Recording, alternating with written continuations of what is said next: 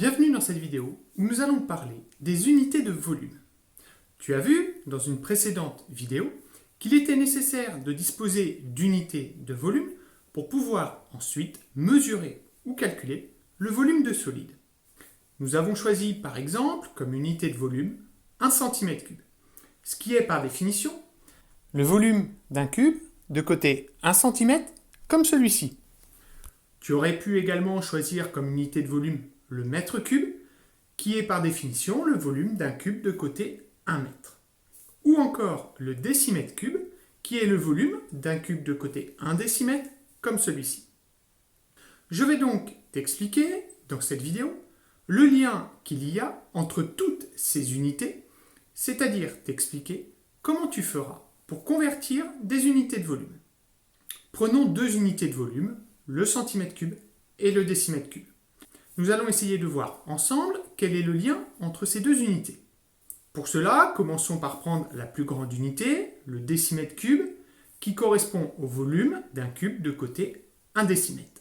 Nous allons alors mesurer son volume, non pas en décimètre cube, mais en centimètre cube. Pour cela, comme tu l'as appris, nous allons placer à l'intérieur de ce grand cube des petits cubes de volume 1 cm3, c'est-à-dire de côté 1 cm. Et je vais compter combien de petits cubes sont nécessaires pour remplir ce grand cube. Avant toute chose, il est nécessaire de travailler avec les mêmes unités. Ce grand cube, son côté, c'est 1 décimètre. Peux-tu me le convertir en centimètres? Alors oui, 1 décimètre, c'est 10 cm. Nous avons donc ici un grand cube de côté 10 cm. Je vais placer à l'intérieur un premier cube de côté 1 cm, puis un second, etc. D'après toi, combien pourrais-je placer en tout de petits cubes de côté 1 cm dans ce grand cube? Pour mesurer le volume de ce grand cube, je vais donc remplir tout d'abord une ligne, puis ensuite faire des couches. Commençons par la première ligne. Étant donné que les cubes ont pour côté 1 cm et que le côté du grand cube mesure 10 cm, je vais pouvoir mettre 10 petits cubes, comme ceci, pour remplir une ligne. Maintenant, je cherche à remplir le fond du grand cube. La largeur d'une ligne est de 1 cm, le côté du grand cube mesure 10 cm. Je vais donc pouvoir mettre 10 lignes, comme ceci, côte à côte, 10 lignes de petits cubes. J'ai donc mis 10 lignes de 10 cubes. 10 fois 10 égale 100. Ce qui veut dire que dans cette couche, j'ai exactement 100 petits cubes. Ce sont des cubes de côté 1 cm, ça veut donc dire des cubes de volume 1 cm3. J'ai donc mis 100 cubes de volume 1 cm3. L'épaisseur de cette couche est de 1 cm, la hauteur du cube étant de 10 cm, je vais pouvoir empiler 10 couches, comme cela, les unes au-dessus des autres, pour remplir le solide. J'ai donc placé 10 couches qui contiennent chacune 100 cubes. Donc au total, j'ai 10 fois 100, c'est-à-dire 1000 petits cubes. Je te rappelle que le volume d'un de ces petits cubes, c'est 1 cm3. Comme j'ai 1000 cubes, cela signifie que le volume de ce grand cube est 1000 cm3. Donc, si nous revenons à nos unités de volume, le volume de ce grand cube, par définition, c'était 1 décimètre cube, puisque son côté était 1 décimètre. Et j'ai pu constater que son volume en centimètres cubes, c'était 1000 cm3.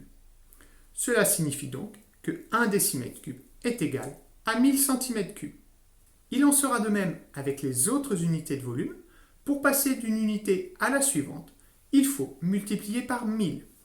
Ce qui nous donne, si on part des décamètres cubes, 1 décamètre cube égale 1000 mètres cubes, 1 mètre cube égale 1000 décimètres cubes, 1 décimètre cube égale 1000 centimètres cubes, et enfin 1 centimètre cube égale 1000 millimètres cubes. Tu connais donc maintenant les relations qui existent entre les unités de volume. Voyons comment utiliser ces relations pour effectuer des conversions entre ces unités de volume.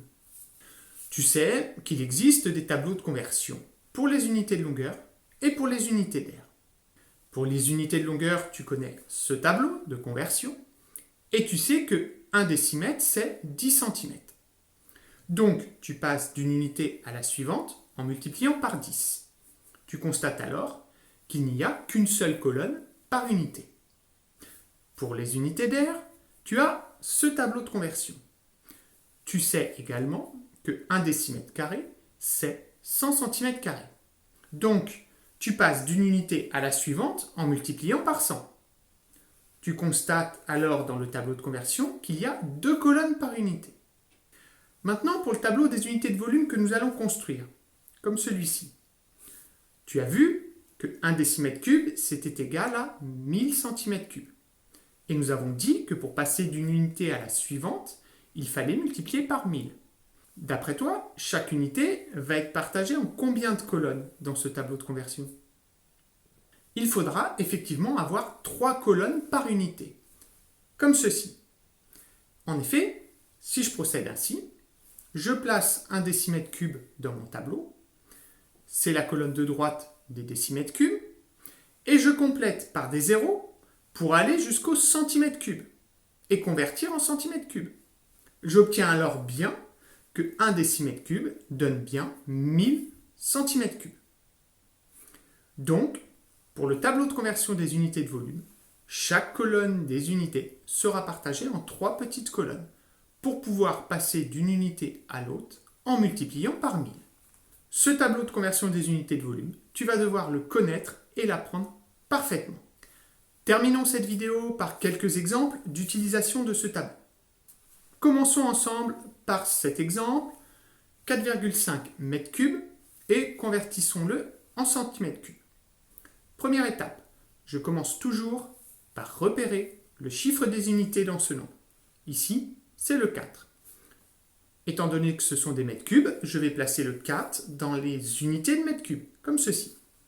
Le 4 était suivi d'un 5, je place donc le 5 à côté du 4. Attention, je ne mets pas de virgule dans mon tableau de conversion. Je complète par des zéros jusqu'au centimètre cube, puisque je veux convertir en centimètres cubes, comme ceci. J'obtiens alors que 4,5 m3 est égal à 4 500 000 cm3. Maintenant, c'est à toi et je te propose de réaliser les 3 conversions suivantes. 25,6 cm3 en mm3, 150 cm3 en décimètres cubes et 25 600 décimètres cubes en mètres cubes. À toi. Je te rappelle que pour placer ces nombres dans le tableau, tu dois d'abord identifier le chiffre des unités. Dans 25,6, c'est le 5. Je place donc le 5 dans la colonne des centimètres cubes. Je complète ensuite avec le 2 et le 6. Je rajoute des zéros jusqu'au millimètre cube. J'obtiens alors 25 600 mm3.